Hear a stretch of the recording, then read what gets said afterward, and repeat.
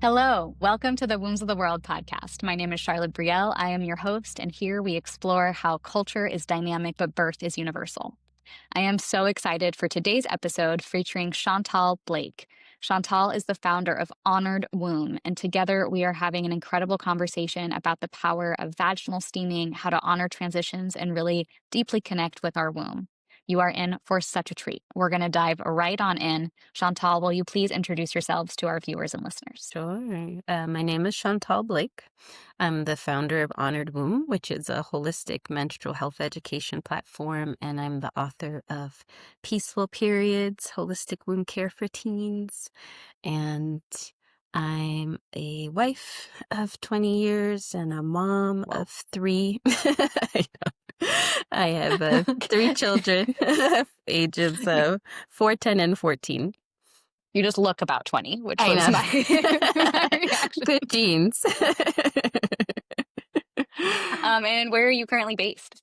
I currently live in Morocco, outside of Fez, but I was born and raised in New York City, and both of my parents were born and raised in Jamaica, West Indies. I spend a lot of time working with women one-to-one, as well as facilitating circles and teaching classes about how to better care for our wombs. The main modality that I'm trained in is the practice of peri-steaming or vaginal steaming, yoni steaming. It goes by very many names, womb steaming. So that's primary modality that I support women in using as a therapeutic tool. So some people know steaming as ritual, as ceremony.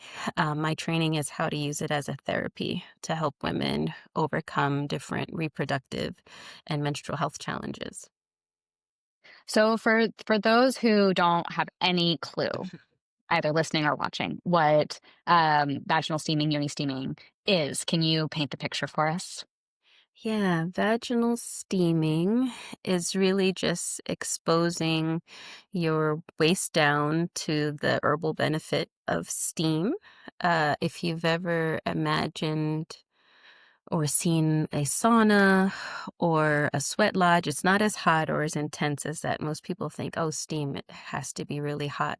But imagine a very gentle way of sitting over or kneeling over a warm pot of tea that has amazing smelling herbs with great therapeutic benefits. It's a very relaxing experience, very, very gentle, and it's such a potent intervention. It does so much, even though it feels like, oh, it just feels good. It's just steam, but it has the potential to bring a lot of healing to women, and depending on what they're encountering. I would also describe it as our original form of women's medicine and gynecology. It predates all of the modern conceptions we have of what gynecological care looks like. All of our ancestors have likely had some steaming in their lineage because we have documented textual resources and oral resources that tell us that on every inhabited continent, women have been steaming, even if they're not connected by a common philosophy, tradition, or belief system. It's a knowing that women have had that this is something that's really supportive, and its most universal use is postpartum. And so some cultures know about steaming for postpartum and they only steam in that particular way, but that's the most universal application, that after birth, women sit over herbal steam. It's similar to a sitz bath, but you're above the water, not in the water. Mm. How did you find your way into this work? Yeah, when I lived in Turkey, so I've been living around the world in a couple of places for most of the last 16 years. and maybe 17 at this point.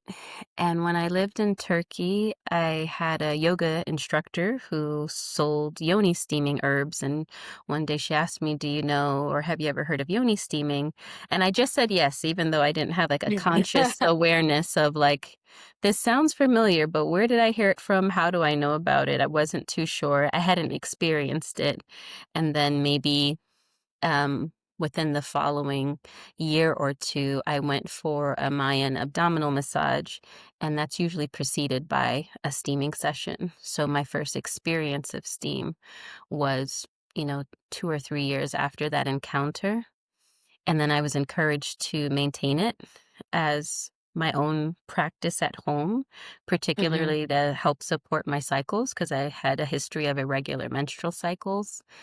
And when I started to learn more about steaming and how many benefits it can bring to women in terms of pain relief, in terms of postpartum recovery, I thought, why wouldn't I want to offer this to women? Like, if women can have less pain every month and after they give birth, I'm signing up for it. So I found Kelly Garza, the founder of Steamy Chick and the founder of the Peri-Steam Hydrotherapy Institute, through a podcast. And I was just blown away by the testimonials and the stories I kept hearing over and over from women who were finding so much relief and benefit in steaming in ways that surgeries and pharmaceuticals weren't really serving them. And it was really intriguing to me.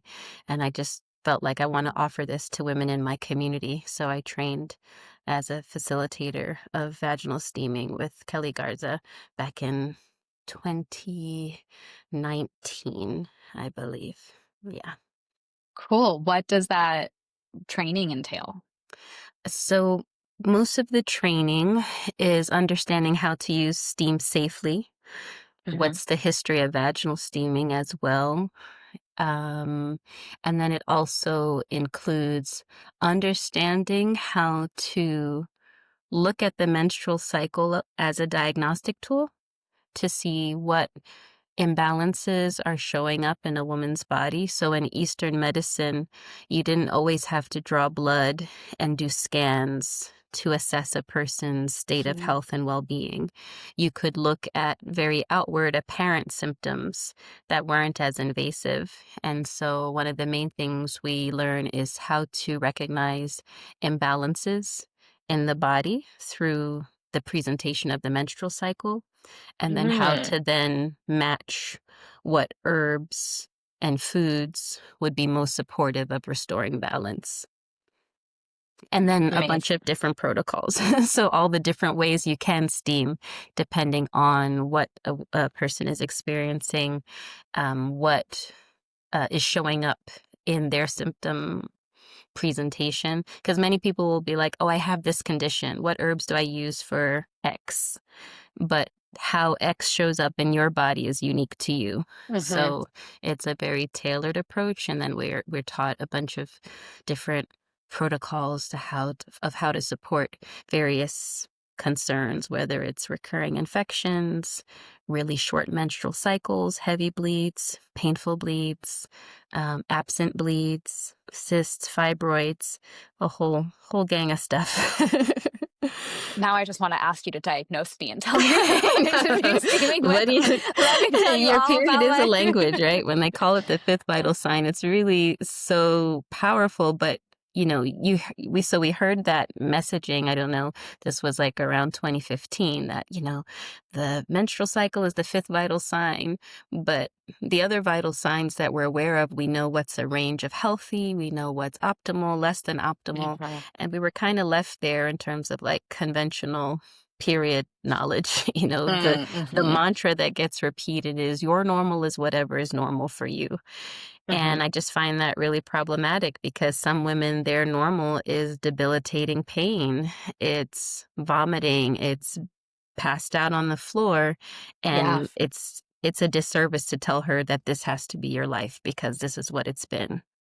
I would love to segue into learning a little bit about your book because I feel as though clearly you are inspired learning about menstrual health to create this book. Will you tell us the journey of writing the book and a little bit about the book? Yeah, so once I started working with women one to one, so I imagined I was just going to support my community, like where I was living. I was living in the Sultanate of Oman at the time. And so I just thought, I'm just going to bring this to my community where I live. And then in 2020, I couldn't really leave the house. I couldn't bring it to in the way that I had anticipated. I was in having women over my house to steam. I was going to their homes. I was able to really sit at the feet of women and hear their stories and hear about their Mhm. period journeys and all of these tender moments together that they often don't have an opportunity to express. And then when we couldn't be together, I pivoted online and then started working with women virtually. And what I kept finding was that women were tired of the solutions they were or the options they were being offered in their OBGYN's office, and they were Mhm. hoping that herbs could function like a drug. Like, just tell me what herb to take for this. And I had to really do a lot of education around, okay, let's get to the fundamentals of how to support your hormones. You actually need to eat food, and skip meals. You actually need rest and, just kind of really painting the larger picture of what it takes to support healthy hormones and healthy menstrual cycles. There was just a lot of ignorance there. And so I found myself doing a lot of educating. And when I would, women not knowing the phases in their cycle, why they have so much discharge mid-cycle, not realizing that's fertile cervical mucus. There just was a really a huge gap of information.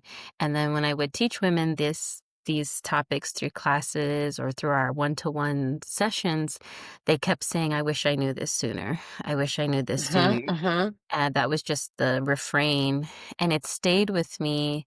And I remember one morning when I was pregnant with my youngest, it was so clear in my head that we need to write a book for younger women. Like, we shouldn't have to wait until we're in our 20s and 30s to learn Mhm, about fertility awareness, to learn about the mhm. phases Yep. of your menstrual cycle, to learn about cycle syncing. I realized that there was an abundance of literature around puberty. And then there's this gap in women's health, right? Young adult books are often fiction. We don't really have a genre of young adult women's wellness or young adult menstrual health. After the puberty saturated market, it just kind of drops off until you get into birth control, trying to conceive, fertility, etc.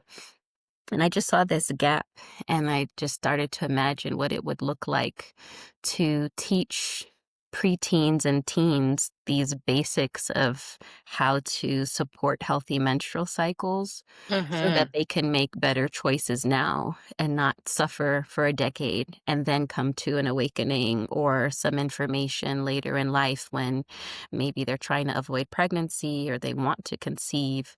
All of a sudden, then we get really cued, like clued in on like hormones and ovulating and testing strips and, basal Mhm. body temperature. And I just imagined, what if youth knew this? What if they knew how Yep. to track their fertility and track how they shift with their cycles every Mhm. month? Track when their energy is peaking or when their energy is tanking and how to support that, and just have the foundational precedent that periods are not meant to be painful by design. And Yep. when they are, there's an invitation for an intervention. And that's Mhm. within your reach. It doesn't have to be major, cut me open, figure what's going out. It can be as simple as self care. It can be as simple as herbal tea. It can be simple as speaking up for yourself Mhm. and not suppressing your voice. And so I just wanted to create this expansive toolkit for preteens and teens so that they knew that they have options other than pass me a pain pill or get on birth control. Amazing. I recently wrote a blog post for Wombs of the World on like my wish for the wombs of the world. And that is for us to understand our cycles because exactly what you were just saying, like I learned about like truly how my cycle worked after I was already a doula. Like had become a doula and a friend of mine was going through a fertility awareness education course. And she was like, can I show you? Can I use you as one of my like test clients? And I was like, absolutely. And I had no idea, and to no fault of any, my mom didn't know either. Her mother probably didn't know either, just how the cycle works. And it has completely shifted my relationship with my body and how I operate throughout the entirety of my cycle. And also just like specifically around fertility. And I feel as though Oh. I wish all women in the world knew the signs because there's just so many unwanted pregnancies. Hmm. There's so many teen pregnancies. There's so many things that it's like, oh, if we only knew how to tell the sign of that cervical fluid and what that's looking like to indicate to the body, like, oop, this is your fertile window. Try to avoid during this particular period of time. Like just the empowerment that would give women, like the massive global empowerment. So, thank you so much for creating this resource. I will absolutely be linking it all over the place. So don't worry, listeners or viewers, where you'll get access to it. Um, in so like circling back to steaming, is steaming something that you suggest to like in the book for the young Wombs. menstruators? Yes, I do. I do. It's a practice that I don't believe is inherently unsafe. So when you Google online vaginal steaming, this is often the criticism. You can burn yourself, you know. So okay, Mhm, well we trust young women to cook, which involves coming into contact with hot water, but we somehow think that they can't safely use hot water to benefit themselves or to benefit them health. I think it just really belittles women's intelligence. mhm, And but I think there's also a lot of conditioning too, because a lot of what we're taught is that no pain, no gain, right? Sometimes we are mhm, taught that we have to endure pain to gain a benefit, whether that's for our beauty, whether that is for our health. There's often this like just kind of grit and bear it to get right. to the result. And so I think that could be problematic conditioning with a practice like steaming, which is really most effective when it feels good to you. And if you Mm, haven't had practice or have been encouraged to attune to what actually feels good to you in your body as opposed to following someone else's prescription, then you could kind of be like, I don't know, what temperature should this be? Or should it feel hotter? I can see how it could be confusing if you're not guided in the practice. mhm, But when we guide women in the practice, the right temperature, the right height above the steam. People always ask, how high above the steam should I position myself and what should I be doing? And so, when we guide women, we say the warmth that feels good to you, the sensation, always check with your hand first, make sure it's not too hot mhm. for your vulva. And if you have any kind of neuropathy or lack of sensation in your vulva, then of course that would be a concern. You would need to have some support with making sure that it's not too hot if you don't have like your actual sensation is disrupted. But yeah, it's a practice that women, it really puts agency into women's hands. Mhm. They don't have to show anyone or prove anyone. There's nothing you have to expose or bear. You just get to decide when you steam and what you do while you steam. It's your practice, and it's as effective as it is enjoyable to you. Love that. Well, what are some like common herbs used in steaming? hmm Common herbs universally are definitely in the aromatic family. So when you think of the herbs that you would really enjoy smelling or cooking Mhm, with, right? Those are really common herbs. Your mints, your rosemary, your lavender, your rose. They're very mhm, common in terms of women who struggle with heavy bleeding, Then maybe hemostatic herbs or herbs that are anti-hemorrhagic, so more of your yarrow. Your mugwort is a popular herb around the world that's helpful for discouraging early cycles, premature bleeding, heavy bleeding. If you're struggling with infections, then definitely leaning into more of your disinfecting herbs. And so that's also in that aromatic family, your mints, your rosemary, your basil, your sage, all the things that smell good tend to be really great. However, Hmm. you need to know what's happening with your cycle. Some of those herbs can be too strong for some women's constitutions. So for Hmm. some folks, those herbs might be a little bit too strong and cleansing, or they may have to really limit their exposure to steam if they're really sensitive, what we consider a sensitive user. Hmm. How long is a typical steam? So it's interesting because in some heritages and cultures, the default is like just to steam for an hour. But Wow. therapeutically, we often advise a 10-minute steam for first time users or sensitive users and a 30-minute steam. And in very rare cases, we might advise someone to do a 40-minute steam a little bit Hmm. longer. An hour steam can be a bit intensive, so definitely needing to check in with a person, like their actual constitution, and then are they hydrating well, or if they're not like getting up too quickly right after, if they're taking some Hmm. time to kind of slow down, maybe lay down a little bit after a really long steam. But I would say 10 to 30 minutes in terms of therapeutic use is very common. I also just love that that is intentional time where you're sitting in connection to your womb, to your body, to your vulva, this time that we never give ourselves, that is not at Mm-mm. all in day-to-day programming.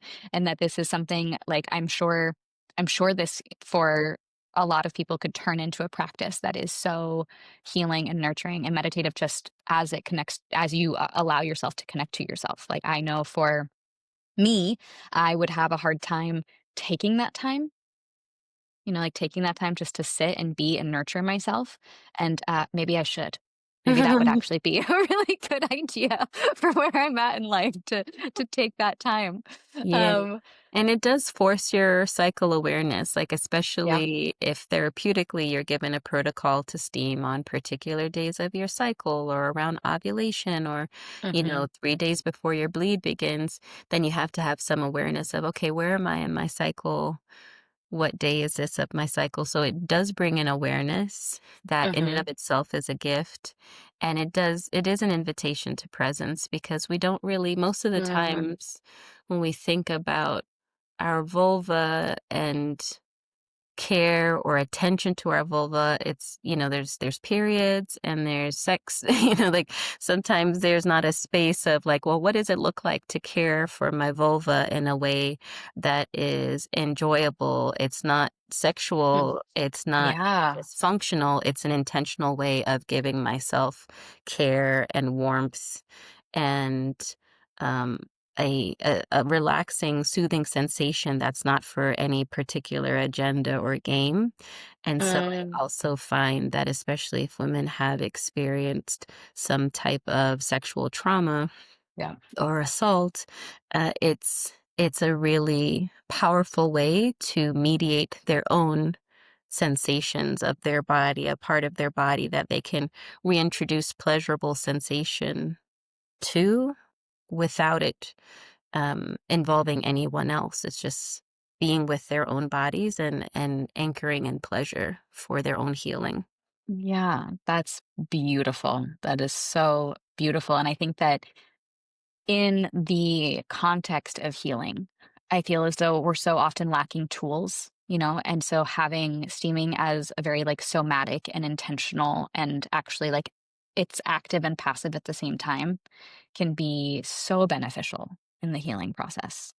So thank you for bringing that to my attention. I Yeah. absolutely love that. And there is a lot of emotional release that can happen because you're I'm really sure. touching the root of yourself and so much of Literally. our sense of safety, right? Like our sense of safety is really registering in the pelvic space. And so once that part of you is touched in such a gentle way, some women do feel overwhelmed because it's like, wow, this part of me that's been so neglected or offered for other people, and like, what care does it need for itself? Mm-hmm. For some women, they feel the down regulation, right? They feel like there's that circulation and that warmth. And for some women, it does really feel very down regulating. There are some moms who breastfeed, and while they're steaming, they could say, I feel a letdown, like I feel the milk coming down. So Wow. it makes you curious, okay, what kind of oxytocin receptors are being stimulated when we steam? Some women have really vivid dreams or they sleep really well afterwards. And it's actually interesting. One of my teachers is a midwife, and she says, when we offer steaming to women in labor, one of two things happen. Either it gets things moving, like if labor is stalling, or the mom is able to get some really deep rest, which is also great because she's able So needed. to recover her energy and get some respite before transitioning into more active labor. And so, it's really a win-win in that case. Will you tell us a little bit more about steaming in the birth space? Yeah. So, like I said, most commonly, steaming is known after birth. That's its Hmm. most universal application around the world, across cultures and Hmm. lineages. But we now know that even in labor and preparing for labor, once a woman is full term, then we notice that there are some additional benefits. So, first benefit that we notice that is just really relaxing. Um, and then also that steaming is just brings more blood flow and circulation. So one of the steaming practitioners who resides in the Czech Republic, she was sharing with our community of practitioners that it became common practice to use this device to help stretch the perineum prior to birth, prior to labor and birth in the Czech Republic. And in some cases, women were, stretching themselves too much and having tears prior to labor. And so at some point, she introduced the option of steaming beforehand, and they could actually measure how much more elasticity they noticed.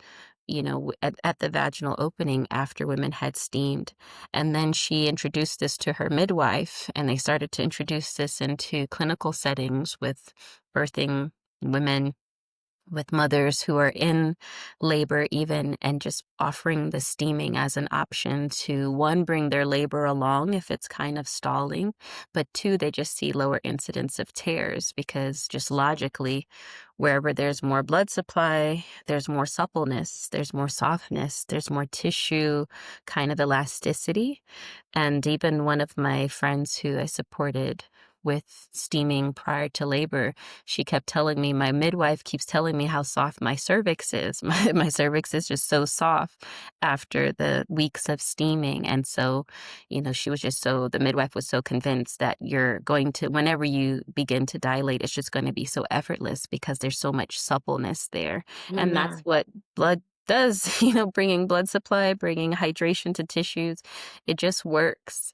And that's something that I personally used for my last birth as well, steaming beforehand, steaming in labor. And it was yeah, it was the only birth of mine that I had no tear.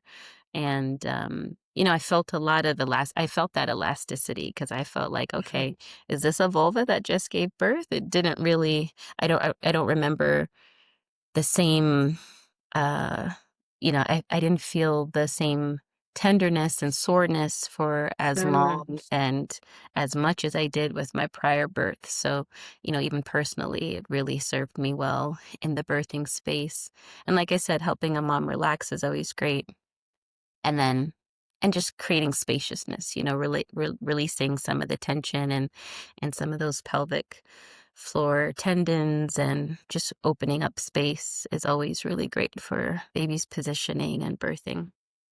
I love that. And I feel as though the concept of it doesn't need to be overly complicated. Like my first time steaming, I literally like put on a long skirt and stood over a pot.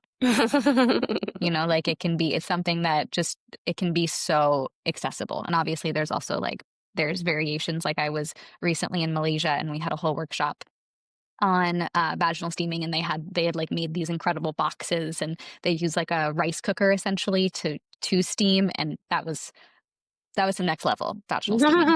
But I do think, just for those listening, if they're interested, it doesn't need to be like you have all the tools that you need already Yeah, to even incorporate it. water alone, like even Yep. before, even if herbs feel complicated, just water alone is an invitation to just Mm, even be in relationship. Like steam itself is so healing, yeah. and then the Oh, herbs just enhance that. I love that. I'm curious, and this is a little bit of a random question, but where were you in the world when you had your children? Mm. My first and third children were born in Oman. So, first was born in 2010, and my last was born in 2021. And then for my son, who I gave birth to in 2015, I was really determined to go back to the US. I was like, I don't want to birth abroad again, not having family support, not Hmm. having people around me. And I said, and I just wanted more options. I was like, I want my hippie birth. I want a water tub. I want like midwives. I don't want to be in a hospital again. So I was really intentional about going back to the U.S. for my second birth, and I stayed with my in-laws and had help with food and help with my daughter, and so that was really very, very intentional for me. By the time I had my son in 2021, going anywhere wasn't really an option. Hmm. There was still a bit of lockdowns and border closings. And so I really just had to make the village, I just had to call in my village of women that were around me and just say, hey, this is what I need from you. Hmm. Lovely. Well, I mean, I feel as though you and I could have a whole entire other conversation on like birth and cultures around the world and how the actual birth space is treated, but I want to stay on track. And speaking of travel and world cultures, you were recently in Kenya. I was very much hoping you would join us at the summit, but the timing did not allow. Will you tell us a little bit about what you were up to in Kenya? Sure. I thought it was quite fascinating, like the womb converging, all that, Yeah. all that womb love happening in the same time frame. Yeah, Literally, October, and also with FIGO in South Africa happening at the same time, mm. there was just like a whole lot of maternal health, womb wellness stuff going on in the world in October. Yeah, so great, excellent timing. So yeah, I was in Kenya recently.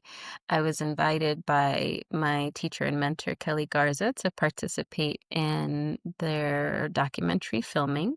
So she has been working for several years on an international documentary about vaginal steaming around the world, and she wanted to gather practitioners currently living on the African continent, and I currently live in Morocco, so I was invited as well as others who are either from the African continent or reside on the African continent.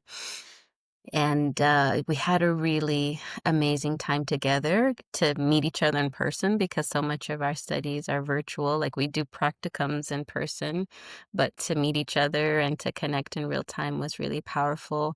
And to see and contribute to the footage for the documentary was really exciting. So we actually filmed a conversation in a STEAM circle, which was Love, really was love really, that. really lovely to connect and exchange our personal experiences as well as our experiences as practitioners and just reflecting on, this the practice of steaming and where it is and how we've gotten back to it because some of us even though we weren't introduced to steaming in our heritage, we later found out like, oh yeah, in Jamaica they did steam, or in Somalia or in Ethiopia.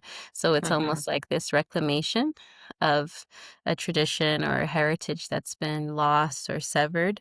So that was really beautiful. And then to see some of the footage from around the world, it's going to be such a stunning documentary, not only visually, but I Cool. think even informationally, to actually have interviews with doctors and nurses and midwives around the world who, we think of maybe people think of steaming as like this folk medicine, and it can be, but also to see that it's also used in hospitals and clinics, and that the results really speak for themselves. There's a common refrain, at least in, Western media, that there's no research on the benefits of steaming.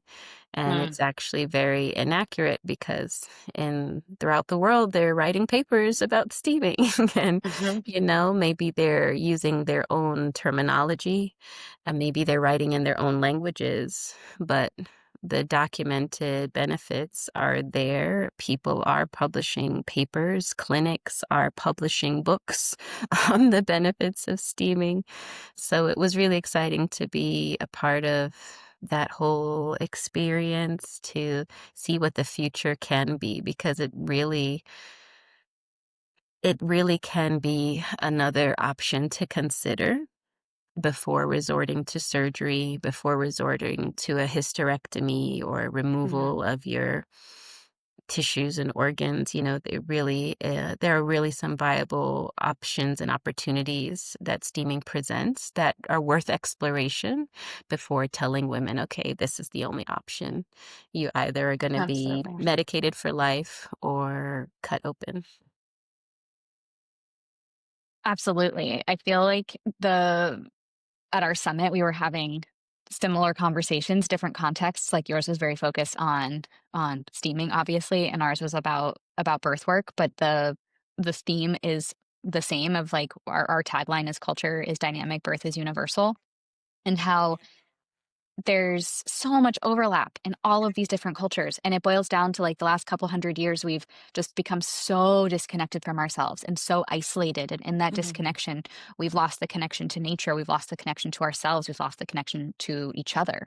And I think that so many of us like are hearing the call to this work, but that calling is actually a very deep remembering, Hmm. a very, very deep remembering, and we're just waking up to it all over the world. And I think it's so cool. Like how, this was the word of the summit, but like how revolutionary, how unprecedented that you all were able to gather from like all parts of the continent of Africa to geek out about vaginal steaming and like share in these different lineages and these different practices, but with like this same heartbeat for this work. You're walking the same path. And at the summit, when I was looking around the room, we had such an incredibly beautiful, diverse audience from all over the world there.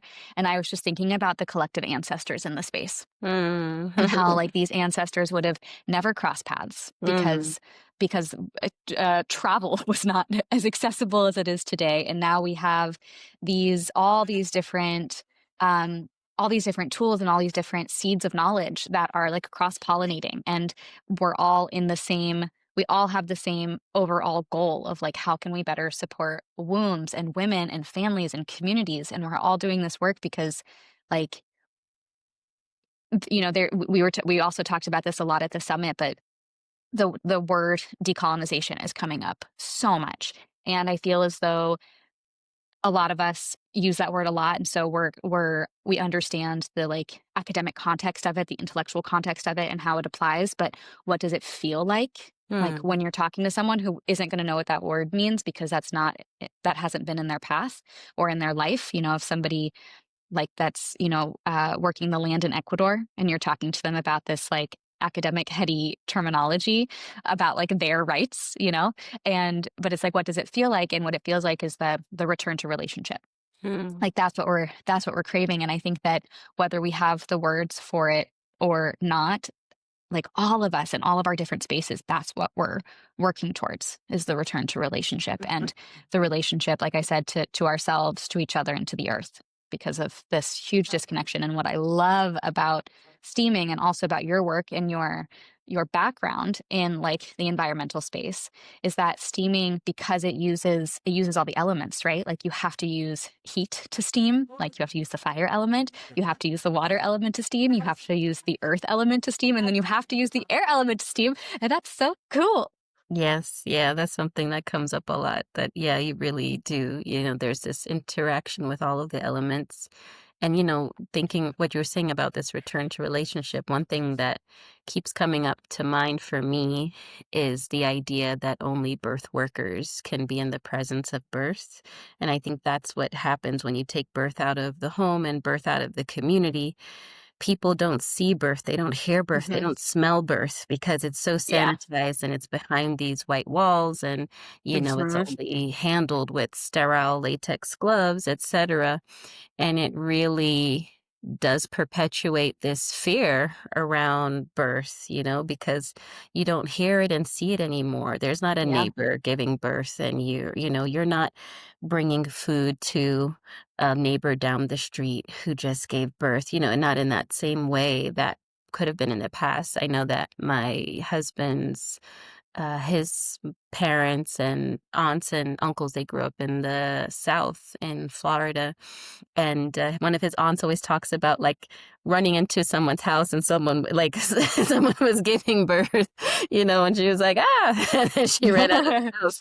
But, there's a certain accessibility that's there that Absolutely. birth keeps happening. But when we don't see it, then it builds up all of this mystery and fear, like, Hmm. oh no, it's something that has to be controlled and managed and monitored. So I think that's also a very decolonial, Hmm. concept is, you know, bringing birth back to the community, bringing birth back Absolutely. to the spaces where people actually live and play and function as opposed to like, okay, we have to go to this institution which is not the hangout spot. Like, I don't even I don't like being in hospital, even though my first career training was as a nurse. I went to a vocational high school in New York City. So I finished my high school, I completed my high school diploma, and then I sat for my nursing boards exams at the end Wow. of the summer before starting college. So, in nursing, yeah, you're constantly in hospitals and clinics and nursing homes and these medical spaces, and I'm glad they exist for the people who need it, but that's not, like, where I feel most relaxed and at ease. That's not I don't even like the Absolutely. way it smells. That's I don't even why would I wanna give birth in a space Abs- that I didn't have to? Emergencies, got it. Perfect. That's all of the right ingredients for emergencies. But yep. for the everydayness that birth can be and Hmm. that birth was, it doesn't even feel fitting as an environment. Yeah, absolutely. This is something that is obviously a conversation that comes up all the time in my space, like the overt medicalization of birth. Like, why are we giving birth in institutions that house the sick when birth is like it's not an illness? It is Mm. not an illness. And with that as well, because my feedback I'm getting from my team all the time is like, "Charlotte, it sounds like you're bashing the medical system." I'm like, "No, like, so much praise and so much appreciation for, like, the miracle of medicine, all for evidence-based care." And there was someone that recently said at the summit that the body is inherently complicated. Like, we humans are inherently complicated, so, like, birth complications happen. Like, Mhm.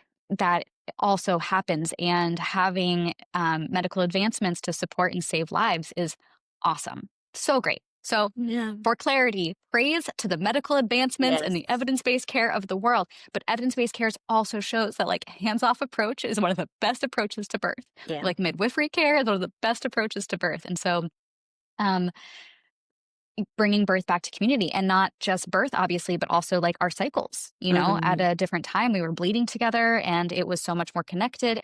But what inspires me and fills me with hope in today's world is that we have a stronger voice now than ever, like we women. And so now the way that we can gather in circle can stretch across cultures and borders and boundaries because we have this technology. Like you and I are sitting in opposite parts of the world right now, and we're able to have this kind of conversation and Yeah.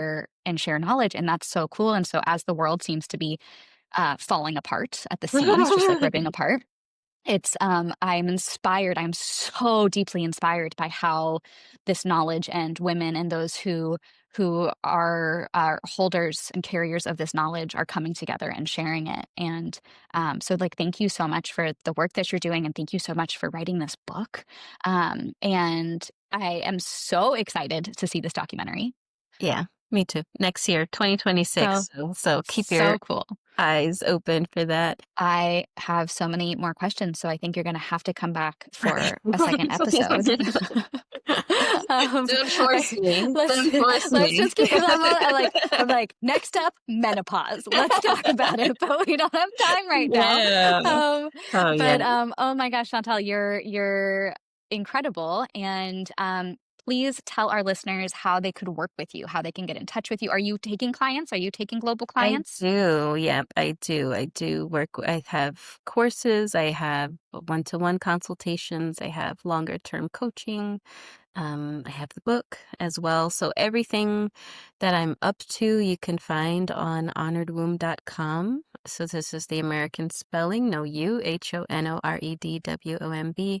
Same, that's my handle on Instagram and LinkedIn and Facebook.